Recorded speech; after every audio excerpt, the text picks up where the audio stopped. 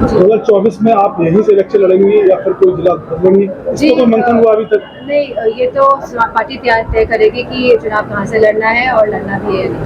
स्वास्थ्य व्यवस्थाएं जहां सबसे ज़्यादा ये सरकार ये कहती है कि जो प्रधानमंत्री स्वास्थ्य बीमा से संबंधित सबसे ज़्यादा जो रिपोर्ट इस समय आई है कि वो सुने हुए हैं कि फर्जीवाड़ा घोटाले हुए हैं। आप इसमें सही कह रहे हैं। कैग रिपोर्ट के अंतर्गत बताया गया है कि बहुत सारे ऐसे लोग जो मर चुके हैं उनके अगेंस्ट में भी इस तरह के स्वास्थ्य की करोड़ों रुपए निकाले गई है राशि। ये बहुत बड़ा घोटाला है। यही घोटाला नहीं है, हमारे रोड कंस्ट्रक्शन के घोटाले हैं और जहाँ तक बहुत बड़े बड़े घोटाले आप देखेंगे सामने आएंगे। और ये खाली 5 किलो राशन दे के लोगों को सीमित रखना चाहते हैं।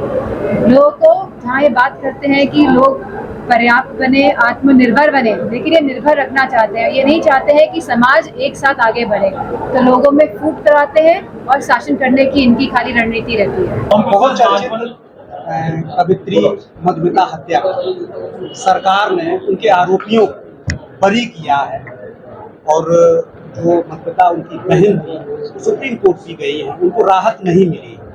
क्या सरकार इसी तरीके से जो आरोपियों बहुत ही निराशाजनक स्थिति है उत्तर प्रदेश में महिलाओं के लिए। और मैं समझती हूँ कि गुजरात में भी इसी तरह का किस्सा है जहाँ पे जो लोग कन्विक्ट किए गए थे उनको रिहा किया गया है और जहाँ पे भाजपा के लोगों ने उनकी फूल और मालाओं से उनका स्वागत किया है। तो बहुत ही अलग परिस्थितियां हैं भारत जिससे गुजर रहा है, जहाँ एक तरफ महिलाएं सुरक्षित नहीं है और जो लोग कन्विक्टेड है उनको छोड़ा जा रहा है और भाजपा के लोग उनको मालार्पण करके उनका स्वागत कर रहे हैं। तो अलग तरह का मैसेज दिया जा रहा है पूरे देश भर में महिलाओं के खिलाफ। जिम्मेदार व्यक्ति पद पे है, क्या प्रधानमंत्री या संबंधित भाजपा एक कॉकटेल की तरह काम करते हुए अधिकारियों को सामने ला रहे हैं? कांग्रेस प्रवक्ता पवन खेड़ा ने कहा कि बीजेपी जैसी और पार्टियों पर परिवारवाद का आरोप लगाती है। क्या वो ये तय कर सकते हैं कि जो परिवारवाद वाली पार्टी वो उनके गठबंधन में शामिल नहीं या अभी है नहीं? आपको मैं बहुत ही ये रिकॉर्ड मत करिएगा। तो ये जो परिवारवाद वाले सभी जानते हैं भाजपा में कितना बड़ा परिवारवाद है। तो हमारे एक सांसद जी थे, सबने क्विट इंडिया मूवमेंट को लेकर प्रदर्शन किया हाउस के बाहर और सबको पकड़ाई गई तख्तियाँ। तो वो परिवारवाद वाले ही थे, तो उन्होंने देखा अरे मेरे परिवारवाद वाली, इसको बदलिए करप्शन वाली दीजिए। प्रधानमंत्री नरसिम्हा राव भाजपा का पहला प्रधानमंत्री बताया है। बड़ी सुंदर मुझे इस बात का संज्ञान नहीं है।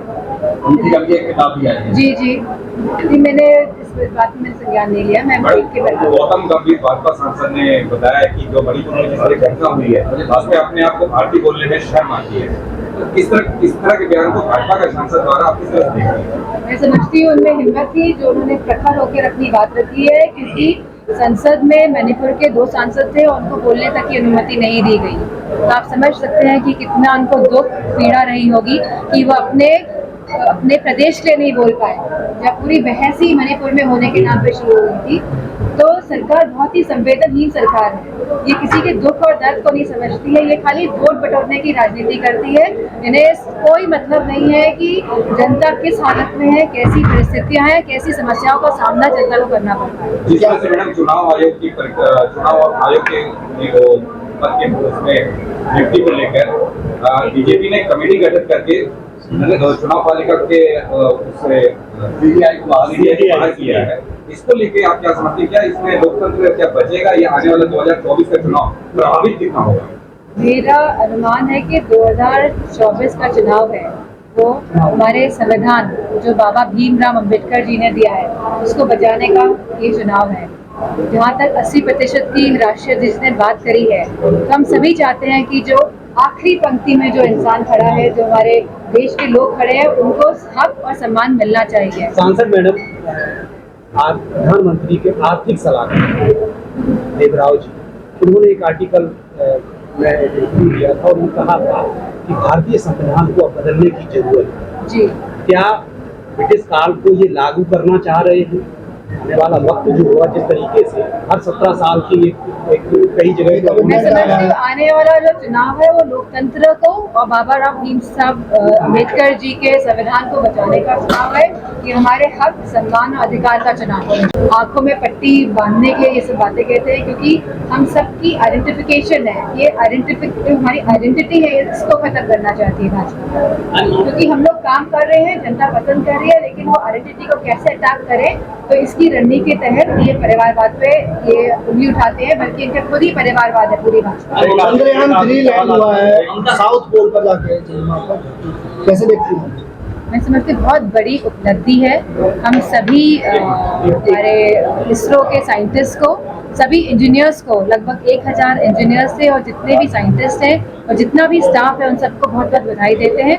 इससे डेफिनेटली हम सबको गर्व महसूस हुआ है कि हमारे भारत ने एक नया मुकाम हासिल किया। मैडम, विपक्ष गठबंधित होकर एनडीए के खिलाफ चुनाव लड़े जा रहा है, गठबंधन का नाम इंडिया रखा गया, क्या लगता है आपको इंडिया नाम से आपको एडवांटेज मिलने वाला है या गठबंधन की कुछ अलग से ताकत या कुछ एजेंडा? मैं समझती हूँ इंडिया नाम ताकत तो है गठबंधन की, क्योंकि इसमें सब रीजनल पार्टीज हैं और ऐसी रीजनल पार्टीज जो बहुत स्ट्रॉन्ग है अपने क्षेत्र में, और जब ये सब रीजनल पार्टी एक साथ एक मंच में आई है तो इसका इम्पैक्ट तो पड़ेगा ही, और इंडिया नाम का भी बहुत इम्पैक्ट है, और स्पेशली युवाओं में, चाहे वो शहरी युवा हो चाहे वो ग्रामीण युवा हो, उन सब में बहुत बड़ा इस पे इम्पैक्ट पड़ा है।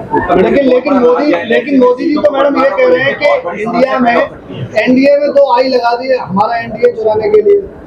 उपल नर्सिंग होम, जहां आपको मिलती हैं विश्व स्तरीय चिकित्सकीय सेवाएं, आंखों की जांच, डेंटल सर्जन, आई केयर सेंटर आदि अन्य सुविधाएं केवल एक ही छत के नीचे।